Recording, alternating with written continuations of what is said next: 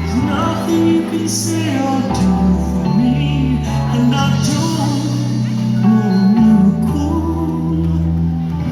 You'll never change for no one.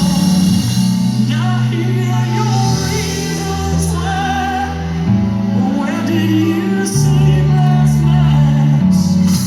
And was she worth it? Was she worth it?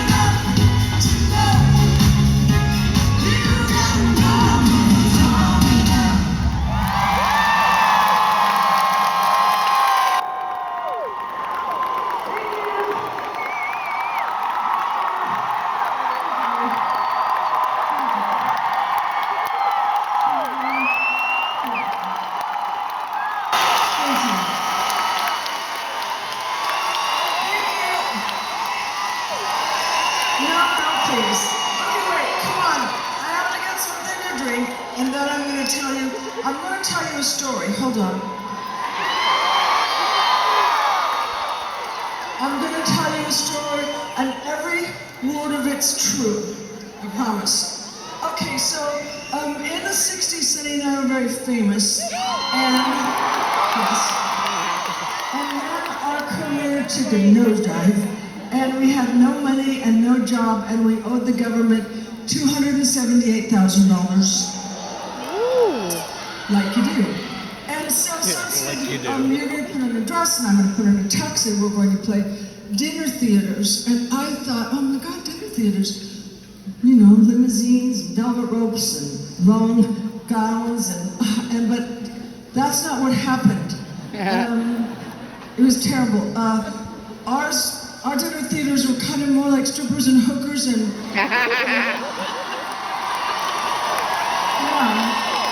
Doesn't sound that bad to me. Well, they weren't that nice. Okay, they were pretty terrible. The first one was at the Elmwood Casino, and so we played 2 shows a night, 7 nights a week. And the first show was the dinner show, and the people were okay because they were eating, you know. So it would be like eating. God, they suck, eating. And then the midnight show, when the 4 people showed up. That was kind of worse because they hated us. And I kept thinking, you know, if they get drunk enough, we should really seem very, very talented. But it never worked. So anyway, one night I got pissed. And I turned around and I was trying to make the band laugh, and Sonny thought I was hysterical, and we started making each other laugh. And I don't know if you saw the Sonny and Cher show, but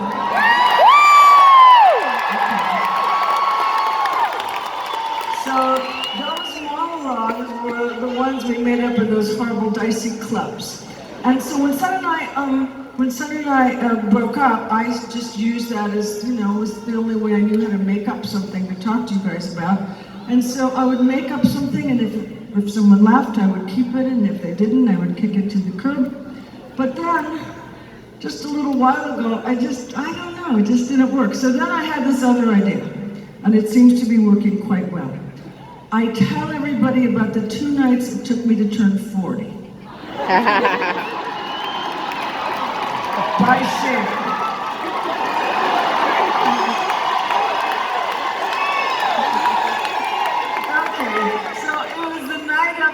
May the 19th, and I was at my favorite club, Heartbreak in New York, and I was with my best friend Paulette, and we were kind of perched on these banquettes, like red leather banquettes, you know, like this, and my dress was up to here, and my shirt was down to there, and I kept thinking, oh my God, you're 40 and you're still so hot.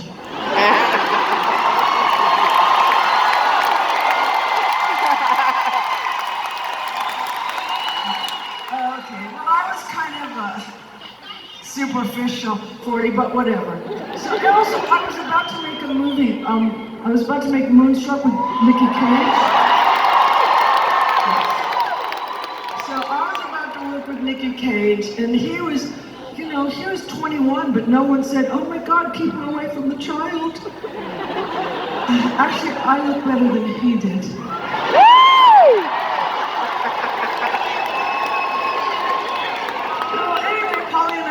Wonderful time. We were just looking around, and I was having a beer. I don't even drink, but I just wanted to seem grown up. But of course I was. So anyway, I turned my head, you know, looking in my excitement, and I turned my head and I think, whoa, geez. So I turned to Polly, and the women will know this immediately. And I turned to Polly and I said, Polly, don't look now. Don't look now, but there's the cutest guy I've ever seen over my right shoulder. And Polly goes, where? I don't see, oh my God, he is cute. So I punched her in the arm. Anyway, his name was Robert Camilletti, and that's another story. So, right, so all night long we were flirting with each other, but it just didn't, we weren't connecting, so I just thought, you know, to hell with this, I'm going home. So I did, and I had been staying in my friend's hotel. My wonderful friend who just got out of jail. No, it's not jail. Jail is when you stay for a short time, prison is when you stay for a long time. So he just got out of prison. So anyway, he's wonderful too, I love him. It was, you know, tax evasion, like you do. And and he was letting me stay at his fabulous hotel. He had owned Studio 54 as well. So anyway, I went to sleep, you know, dreaming fabulous dreams of being 40. And then I woke up in the morning and there was a man on the phone and he said hello, and I said hello. And so I'm going to tell you what his name is, but I don't want any clapping, okay? Just trust me. No clapping, not even up. Okay, nothing. So his name was George Miller, and he was the director of Witches of Eastwick. Witches of Eastwick, yeah, okay. And yes, I'm no clapping still. So, and he said, hi. I said, hi. And he said, I just wanted to let you know that I don't want you in my movie, and Jack Nicholson, and I think that you're too old and you're not sexy.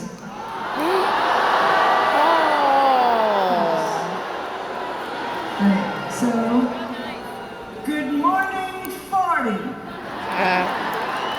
So it was terrible. I wanted that movie really badly, and so tears just started streaming down my face, but I didn't want him to know, so I was kind of like biting the inside of my cheek. And usually in Hollywood, when people, when they insult you, they usually hang up. But he's from Australia, so he didn't stop, and he kept, I don't like your face, I don't like your voice, I hate the way you laugh. And so finally I just said, look, you fucker.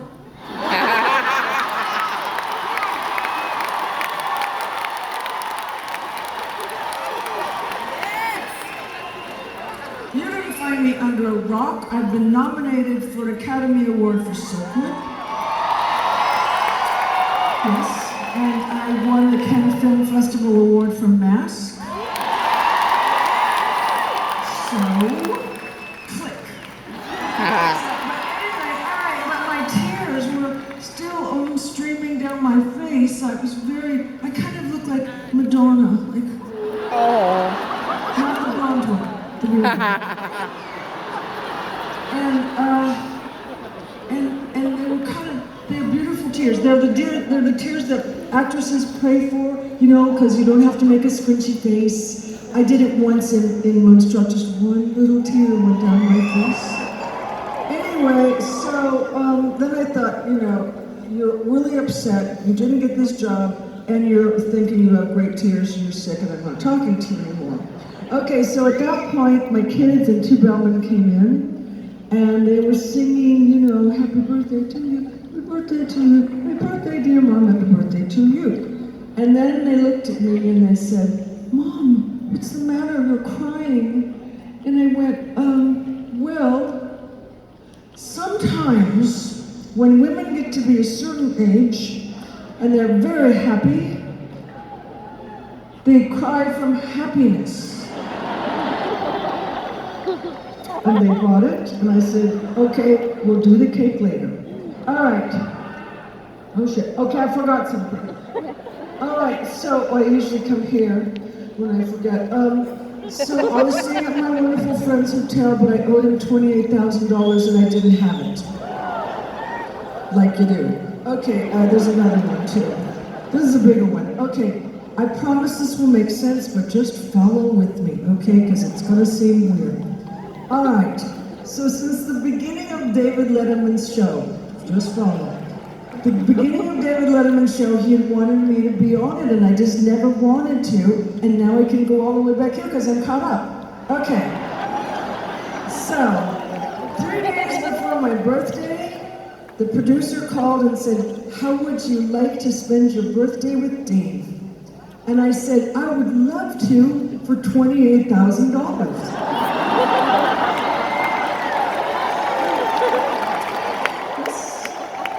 And they said, well, we don't do that. And I said, well, then neither do I. So the guy hung up, and then 20 minutes later he called me and he said, okay, we'll give you $28,000. And I went, cha-ching. And so he said, while we're on the telephone, Cher, could you just tell me why you've never wanted to do the show? And I said, well, because David's very smart and he's very funny, but if he doesn't like a guest, he can be a real asshole.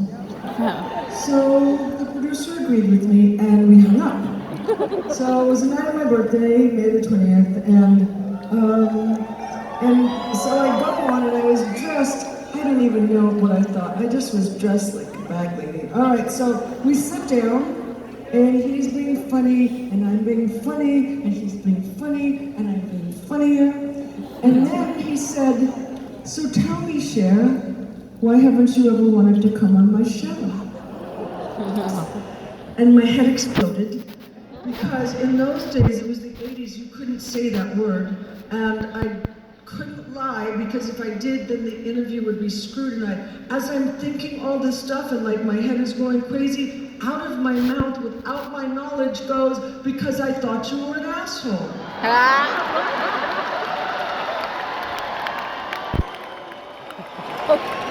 It was insane. And he said he was traumatized for 5 years. And I know he was. But we became friends, and it was all right. And he's a quite interesting guy. So on my last birthday, he sent me a beautiful card, and he wrote on it in script. Okay. Script is a thing we used to do. and it's curly. You do it on paper with a pen, and you're never gonna need it. Okay. So, but at the bottom of this beautiful card written in script was P.S. My mom always liked Sunny best. So, I don't know, I think he's harboring. Anyway, so that was then and I was 40 and this is now and I'm not 40.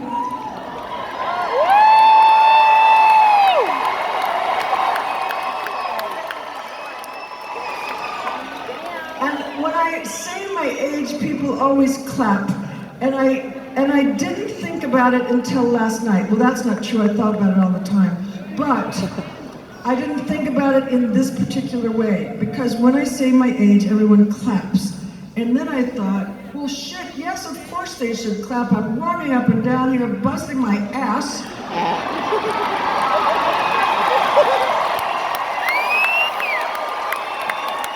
And I'm 72 years old.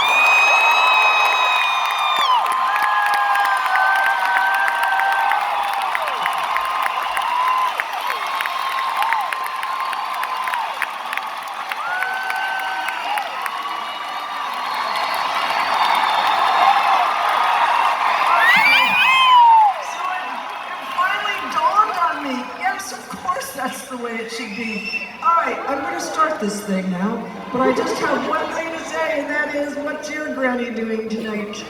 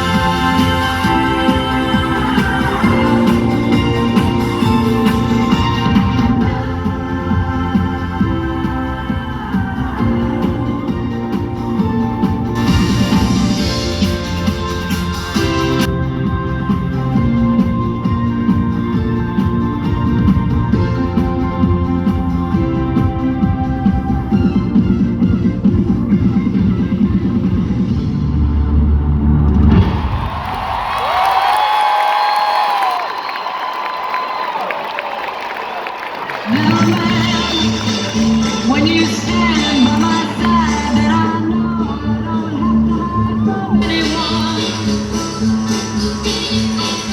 And I pray that we'll stay just that way till the day comes along when we catch the sun. Let your run and come catch my hand, I hear you. You and me is what I see, and that's the way it's gonna stay, and it will always be. So little man, please understand that in this world with all its land, you're all I see. Let your run and come catch my hand, I hear you.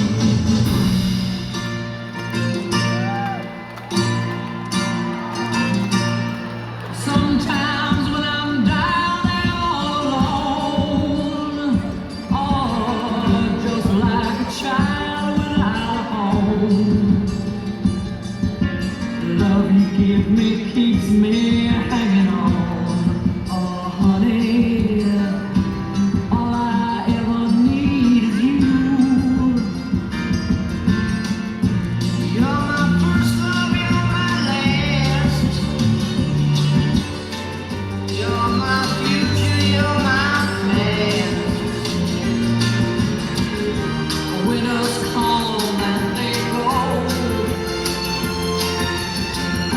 and we watch the melting snow. So as summer falls, spring, all the things you do, give me a reason to build my world around you.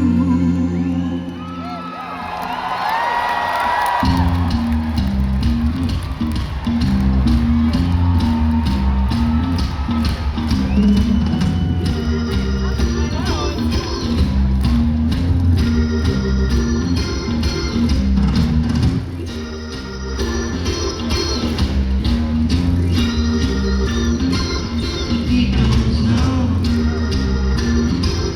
beat goes on.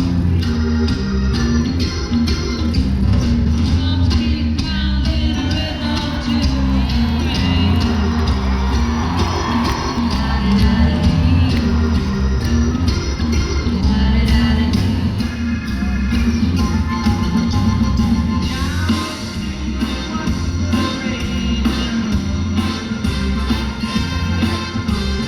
History has turned your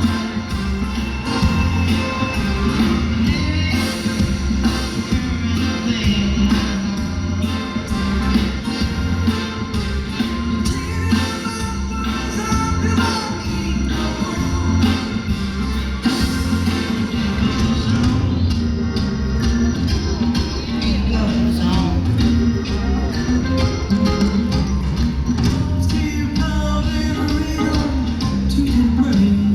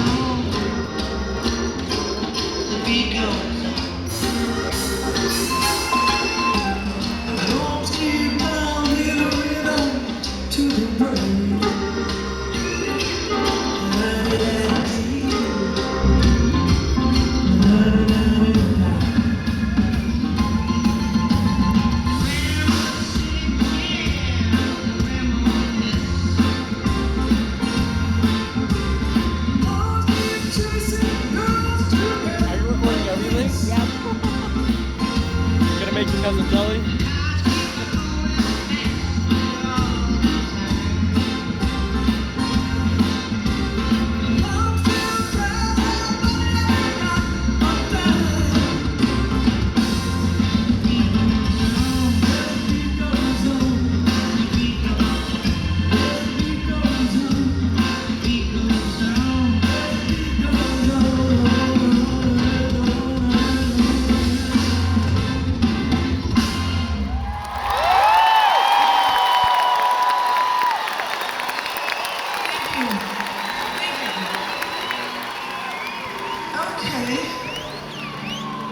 Now this next song I thought about doing for a long time, and then I thought, well, you'll get to it on one of your other farewell tours. And then I thought, bitch, you're 500 years old, do it. So I did it in Australia, and people seem to like it, and so I like it. He likes it.